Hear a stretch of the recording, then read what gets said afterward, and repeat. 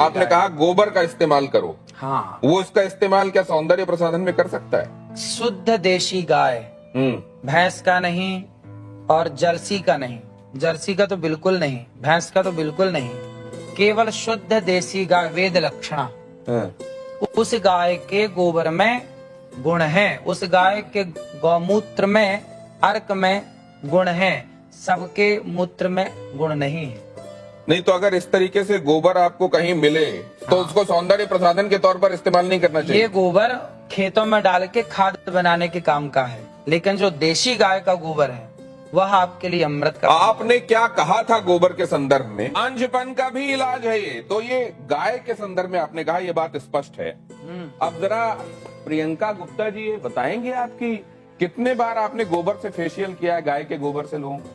Sir मैंने तो आज तक जो मेरी इंडस्ट्री है इसमें मुझे कहीं पे भी पढ़ाया और सिखाया नहीं गया कि गोबर से आप फेशियल कर सकते हो या गोबर से अपने स्किन को चमका सकते हो। और जैसे कि बाबा जी बता रहे हैं, और अगर ऐसा है तो इसके ऊपर रिसर्च जरूर करना चाहिए। ये अश्विनी जी आपका कोई इसमें आप एनलाइटन करेंगे क्या? इस तरीके की कोई बात आपके संज्ञान में कभी आई? हाँ नहीं, as a this thing psychologist में बोलूंगा, अगर इन्होंने कहा है तो इनके पास कोई प्रूफ हो, हाँ, और वो प्रूफ आप सामने लाइए। क्योंकि क्या होता है कि बहुत से लोग जो भी बात करते हैं प्रूफ नहीं, तो अगर आपके पास प्रूफ है लाइए, लोगों को प्रूफ करके दिखाइए। हमारे शास्त्रों में इसका खूब प्रूफ है। नहीं जी, एक मिनट, मैं शास्त्रों की बात यहाँ नहीं कर रहा, मैं आज के संदर्भ में बात कर रहा हूँ। क्या आपने ऐसा कोशिश करी और आपको रिजल्ट मिला, और मिला तो उसको शख्स उनको भगवान, वापस हम लोगों का एक त्योहार आता है जी, श्रावणी, जी सुना है आपने? बिल्कुल सुना है। श्रावणी कब आती है? आप बताइए ना, मैं आप सुन रहा हूँ आपकी बात हाँ। सारी। श्रावणी में हमारे यहाँ सारा समाज, ब्राह्मण समाज को ये निर्देश है शास्त्रों में लिखा, श्रावणी जब होती है तो हमारे यहाँ गोबर से स्नान करने की परंपरा है। अभी श्रावणी में जो आई, उस श्रावणी में हमने खुद, हमारे नहीं। हजारों ब्राह्मण सबने एक साथ, अनिरुद्धाचार्य जी एक सेकंड, उनकी एक सेकंड, आप जो कह रहे हैं ना गोबर का स्नान, कई बार वो किमाच नहीं होती थी जो लोगों के शरीर में लग जाती थी, उसमें नहीं, मैं क्या कह रहा हूँ, कई बार विधान है, हो सकता है श्रावणी में भी नहाते, लेकिन इसका सौंदर्य प्रसाधन के तौर पर इस्तेमाल हो सकता है। कोई एम्पेरिकल इसके लिए एविडेंसेस हैं क्या? हाँ, पढ़िए आप शास्त्रों को। नहीं, अगर अब ये कह रहे हैं शास्त्रों को नहीं, नहीं, मैं जब शास्त्रों को आप मानेंगे नहीं, शास्त्र की बात ही कर रहा हूं आज के अरे संदर्भ शास्त्र में। नए होते नहीं, सब पुराने ही हैं। देखिए, ऐसे मैं शास्त्र की बात इसलिए नहीं कर रहा, नए थोड़ी होते, कोई हमने थोड़ी लिख दिया शास्त्र। ड्यू रिस्पेक्ट, शास्त्र में तो बहुत कुछ लिखा है, परंतु आज के संदर्भ में, आज एक मॉडर्न जमाने में, अरे क्या ये चीज होती है? चलिए इससे आगे निकलते हैं। इसका तो ये तो ठीक है कि आप चेहरे पे कुछ और लगा लेंगे, लेकिन जिनको बच्चे ही नहीं हो रहे हैं वो क्यों आईवीएफ क्लिनिक की तरफ जा रहे हैं? जरा ये देखिए क्या कहा अनिरुद्धाचार्य जी ने, जरा देखिए वो, और उसके बाद इस चर्चा पर लौटते हैं। जिसको संतान नहीं होती वो गाय को गेहूं खवाए, और गेहूं जब उसके गोबर से वापस आए तो उसको धुल करके, उसे सुखा करके, उसको पीस करके उस आटे की रोटी बनाकर भगवान को भोग लगाकर, वो रोटी खाने से संतान प्राप्ति होती है।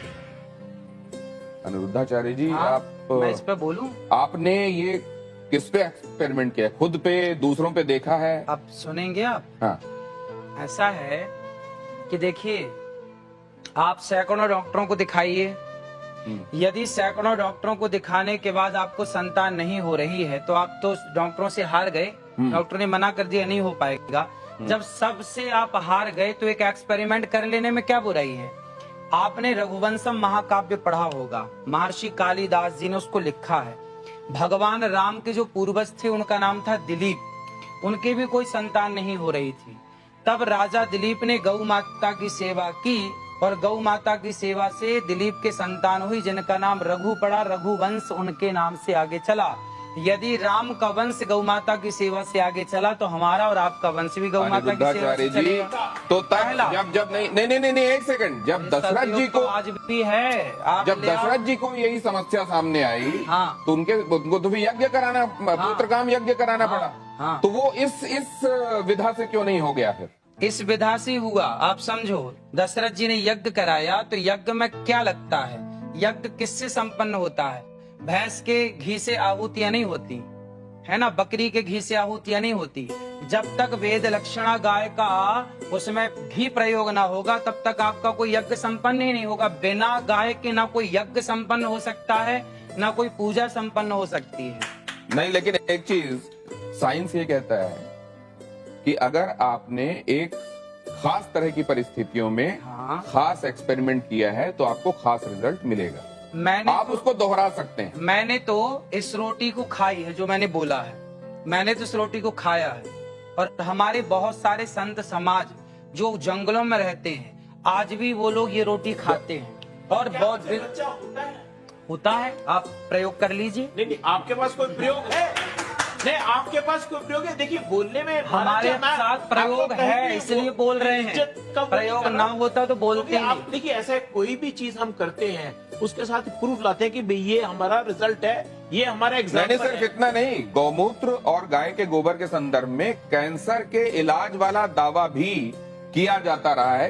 क्या अनिरुद्धाचार्य जी मैं ठीक कह रहा हूँ? हाँ हाँ, डॉक्टर साहब बैठे बिल्कुल। हैं। मतलब किसी भी स्टेज का कैंसर तक ठीक हो जाता है। गौ माता के मूत्र में, गौ अर्क में इतनी शक्ति है। यदि शक्ति ना होती तो मेडिकल स्टोरों में गौमूत्र क्यों बिक रहा? कुत्ते का मूत्र बिकता। भाई गौमूत्र बिक रहा है तब तो कोई शक्ति है, दम है, तब ना बिक रहा है, वरना कुत्ते का क्यों नहीं बिक रहा? नहीं, कहीं ना नहीं, बिकने वाली हर चीज को आप ये मानते हैं कि वो अपने आप में उसके लिए किसी साक्ष्य या प्रमाण भाई की जरूरत मूत्र नहीं। तो किसी का नहीं बिक रहा, गौ माता नहीं का। नहीं नहीं, मैं पूछ रहा हूँ बिकने वाली हर चीज के संदर्भ में हमको ये मानना चाहिए कि सब्सटेंटिव होती होगी इसीलिए बिक रही है? ना ना, नहीं, ऐसा नहीं। डॉक्टर अंशुमान, ये कैंसर में आपने मतलब आपने एमबीबीएस किया होगा, आपने स्पेशलाइजेशन किया होगा, उसके बाद आप इतने सालों से कैंसर के पेशेंट्स को ठीक कर रहे हैं, कहीं पर आपने गोमूत्र वाला एक्सपेरिमेंट या गोबर वाला एक्सपेरिमेंट किया है? शुरुआत यहाँ से करें कि हमारा संविधान आर्टिकल 51A सेक्शन H कहता है citizen of India should have scientific temper. वैज्ञानिक सोच रखना चाहिए।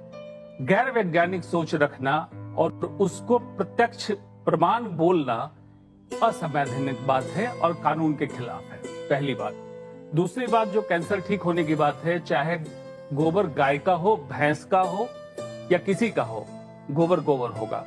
लेबोरेटरी की बात इन्होंने कही है, कैंसर ठीक होने की बात कही है। मैं अभी लाइव या रिकॉर्डेड इसमें चैलेंज करता हूं, मरीज इनका मॉनिटर मैं करूंगा, कैंसर है, जांच कराऊंगा, ठीक करें। जिस दिन मरीज ठीक हो जाएगा जांच करके मैं चेक करूंगा, मैं आज से डॉक्टरी छोड़ के इनका चेला बन जाऊंगा। नहीं डॉक्टर साहब, एक बात मैं दूसरी आपसे जानना डॉक्टर चलिए, साहब, ये बात बिल्कुल सही है। अगर आप जाएंगे, संविधान खोलेंगे, देखेंगे प्रीएम्बल के बाद आपको जो ड्यूटीज और आपके जो राइट्स हैं जहां पढ़ाए जाते हैं, वहीं पर आपकी ड्यूटीज में ये है कि आप हिंदुस्तान में साइंटिफिक टेम्परामेंट को, हम सबकी जिम्मेदारी है कि आप साइंटिफिक टेम्परामेंट को बढ़ावा देंगे, वैज्ञानिक सोच को बढ़ावा देंगे। ये बात बिल्कुल सच है। लेकिन डॉक्टर साहब, क्या आप ये बात मानते हैं कि विज्ञान का भी अभी बहुत सारी उन जगहों पर पहुंचना बाकी है जहां शायद हमारे शास्त्र पहले पहुंच चुके हैं? ये बात आप मानते हैं कि नहीं? बिल्कुल। आप एलोपैथिक दवाइयां खाते हैं कि नहीं खाते हैं? हमें जरूरत ही नहीं दवाइयों की। नहीं, आपके आसपास वाले किसी को कभी बीमार हुआ तो आप क्या कहते हैं कि किसको दिखाओ जाकर? हम तो यही कहते हैं डॉक्टर को दिखा लो। और डॉक्टर इसको मानते नहीं है जो आप कह रहे हैं। ऐसा है, देखिए आज के 100 साल पहले तो कोई डॉक्टर नहीं था। 10,000 साल पहले सुश्रुत महर्षि हाँ ना, चरक सा- आखिर आज तो वेद में ही आ गए ना आप भी। वेद में नहीं है। क्यों बात समझिए, बात सुश्रुत की बात कर रहे हैं तो वेद में ही थे। अरे भाई, भारत का वेदों पे रिसर्च किया है। भारत का हर डॉक्टर सुश्रुत और चरक का संतान है। हाँ हाँ, भले हम मॉडर्न मेडिसिन प्रैक्टिस करें, आयुर्वेद प्रैक्टिस करें, वो तो वैदिक आ गई थे, वैदिक परंपरा की नहीं। लेकिन उन्होंने डॉक्टरेट वैदिक, किया। जब आप वैदिक परंपरा पे आ गए तो मान लीजिए कि साइंस बाद में आया, वेद पहले आया। भाई वो- वेद से विज्ञान हुआ, ना कि विज्ञान से वेद हुआ। नहीं नहीं ये पुराने थे, वो वैज्ञानिक ही थे, वैज्ञानिक थे। वो वैज्ञानिक थे, उन्होंने जो करा और जो वहाँ चिकित्सा पे- तो वही वैदिक वैज्ञानिक इसको भी बता गए हैं कि गाय के गोबर में शक्ति ये है। कहाँ पे लिखा हुआ है? किस संहिता में लिखा हुआ है? मैं आपको बता दूंगा, संहिता हजार बताइए सर। हजार जगह। अरे मुझे क्या- महाभारत पढ़ लीजिए आप। संहिता बताइए। मैं- जो चरक, सुश्रुत, बागभट्ट इनकी संहिता बताइए, श्लोक बताइए, मैं अभी प्रूफ करता हूं। आपने मेरे को पहले बोला होता ना कि विषय है, मैं लेके आता आपको दिखाता। नहीं, वैसे एक चीज मैं आपको प्रमाण दे सकता हूं। आप एक और बात,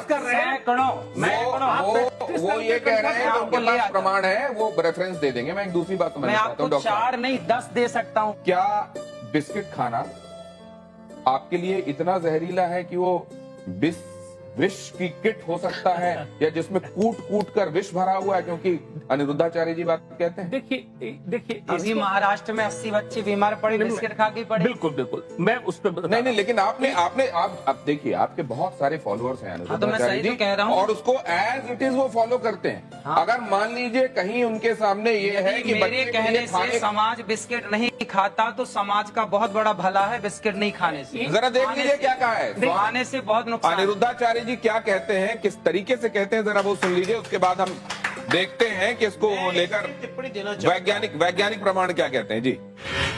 बिस्कुट का मतलब क्या है? बिस्किट का मतलब क्या है? Whisky kit. विष मतलब जहर की किट मीन्स बिस्किट। बिस्कुट जिसमें विष कूट कूट के भरा हो वो बिस्कुट।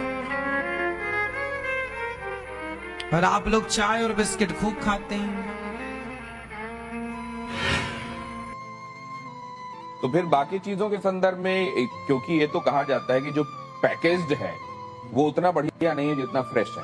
आप जब कोई चीज ताजी खाते हैं उतनी बढ़िया नहीं है इस जिसको बात आपने। को भीतर से खूब समझ रहे हैं कि बिस्किट में मैदा चीनी के सिवा कुछ नहीं है, लेकिन आपको इसमें नहीं, क्या ये विष की तुलना हो सकती है? जहर से तौल सकते हैं आप इसको? भाई बेटा, ये बच्चे को माँ क्या बोलती है? लड्डू खा लेनी हवा आ जाएगा। तो हवा क्या है? कोई यहाँ थोड़ी जाता है। दीवारों के कान होते हैं, तो आपकी दीवारों के कान हैं? तो ये आपने अरे मुहावरा कहावत इस्तेमाल कही किया जाती है। है। आपने तो मुहावरा इस्तेमाल किया ना, क्योंकि विश हिंदी का वर्ड है एंड बिस इज इंग्लिश। बिस्किट का मतलब बेसिकली है कि मैदा अच्छा नहीं होता, हाँ। पर वो विष नहीं है। अरे भगवान, नहीं अच्छा होता तो मत खाओ। हाँ, बात तो विष- वही है। नहीं, विष ऐसे नहीं कान है। पकड़ो, ऐसे कान इसको- पकड़ो। विष इसको तो कह सकते वैज्ञानिक हैं उसको। दृष्टिकोण से समझ लेते हैं। आंशिक रूप से अनिरुद्धाचार्य जी से मैं सहमत हूँ, लेकिन पूर्ण रूप से नहीं। पूर्ण रूप इसको कहते हैं चीप पॉपुलस थियोरी।